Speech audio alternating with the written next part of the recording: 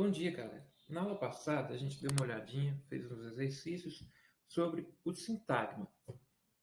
Mas eu vi que tem muita gente com dificuldade, então eu acho que é necessário a gente se ater um pouquinho com calma nesse assunto e investigar a teoria por trás e o motivo por trás do estudo disso. Por que é que a gente estuda? Por que é que eu quero que vocês aprendam o que é um sintagma? O que é que isso vai facilitar no seu estudo? Bom, primeiro, vamos começar desde o princípio.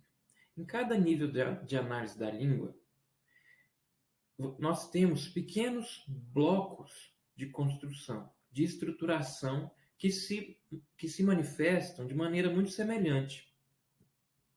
Então, se a gente começar lá atrás, quando vocês estavam no ensino fundamental 1, ou antes da alfabetização, aprendendo sílabas, as sílabas se estruturam da mesma forma que vai se estruturar o restante da estrutura da língua. Então, se a gente considerar a sílaba uma unidade menor da língua, a gente pode ter, então, partir. Vamos pegar a palavra partir, que é composta de duas sílabas. A primeira sílaba, par, tem um núcleo, que é a vogal. E na margem esquerda da vogal tem uma consoante e na margem direita da vogal tem outra consoante. É necessário que toda vogal que toda sílaba seja constituída de uma margem esquerda, um núcleo e uma margem direita? Sim. Só que nem sempre essas posições da margem esquerda e da margem direita vão estar preenchidas. Então, a gente vai ter sílabas em que só tem a vogal. A gente vai ter sílabas em que o núcleo, a vogal, só tem a margem esquerda preenchida por uma consoante. Mas nesse caso aqui, nós temos todas as partes preenchidas, certo? Então imaginem aí que cada bloquinho de Lego pode ou não conter alguma coisa dentro dele, né? Então tem 3 bloquinhos de Lego. O bloquinho do meio sempre vai conter alguma coisa, que no caso é a vogal. Os bloquinhos da esquerda e da direita nem sempre vão conter alguma coisa, certo? Então o bloquinho do centro sempre contém alguma coisa e esse bloquinho a gente chama de núcleo, né? Porque ele está no centro. Ele é o constituinte principal que vai dar a significação, no caso, a vogal. Ok, partindo então para a palavra. É a mesma coisa. Sempre vai ter um radical, sempre vai ter o bloquinho do meio. Então, na palavra recepção, nós temos o prefixo, o radical e o sufixo. Os bloquinhos da esquerda e da direita nem sempre vão estar preenchidos, mas o do radical sempre vai estar preenchido.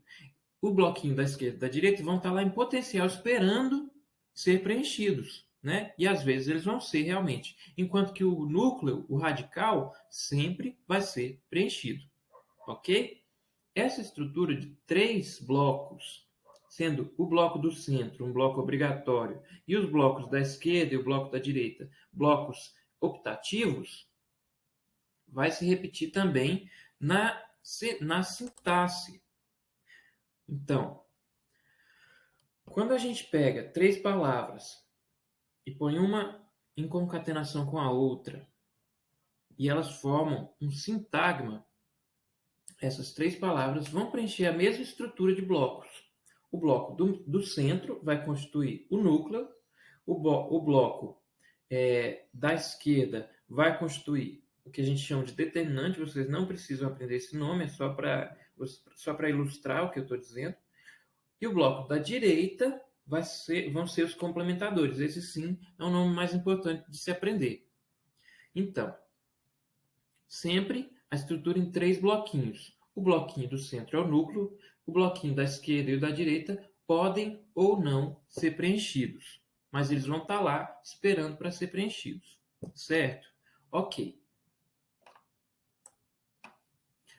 Dessa forma, no nível da sintaxe, a unidade da construção é o sintagma, certo? Então, quando você estrutura sentenças, você vai pegar esses diversos sintagmas e vai organizar em blocos da mesma maneira que você tem nas demais estruturas, certo?